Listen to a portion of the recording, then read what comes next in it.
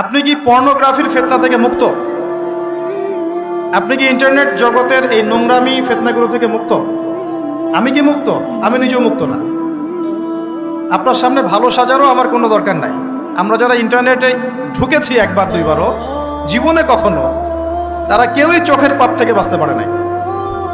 তার ভালো সাজার তো প্রয়োজন নাই, আল্লাহকে ইস্তেগফার করার দরকার, আল্লাহ মাফ করে দেন। আমরা কি এই যুগে ইন্টারনেটের এই নোংরামি বেহায়াপনাগুলো থেকে মুক্ত থাকতে পারছি? না। আমরা কি এই যুগের সুদভিত্তিক অর্থনীতি থেকে মুক্ত থাকতে পারছি? আমাদের যুব সমাজ কি এই যে টিকটক বলেন, পাবজি বলেন, ফ্রি ফায়ার বলেন, মাদক বলেন, কিশোর গ্যাং বলেন, এগুলোর ফিতনা থেকে তারা কি মুক্ত? আমাদের মেয়েরা কি ফ্যামিনিস্ট রেভলিউশনের ফিতনা থেকে মুক্ত? আমাদের মেয়েরা কি বেপরদামির ফিতনা থেকে মুক্ত? যুবক যুবতীরা কি হারাম অ্যাফেয়ার্সের ফিতনা থেকে মুক্ত? পরিবারগুলো কি পারিবারিক কলহ থেকে মুক্ত? আমাদের সন্তানরা কি ফিতনা থেকে মুক্ত? আমাদের প্রত্যেকটা খাবার কি বিশুদ্ধ, পরিশুদ্ধ না করাপ্টেড? আমাদের বিশ্বের পুরো পলিটিক্যাল সিস্টেমটা কি আল্লাহ পাকের আইন দ্বারা চলছে?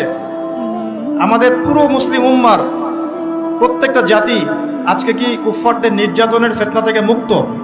তো আমরা যদি এই ফিতনাগুলো থেকে মুক্ত হতে না পারি, কিভাবে দাজ্জালের ফিতনা থেকে আমরা বাঁচতে পারি?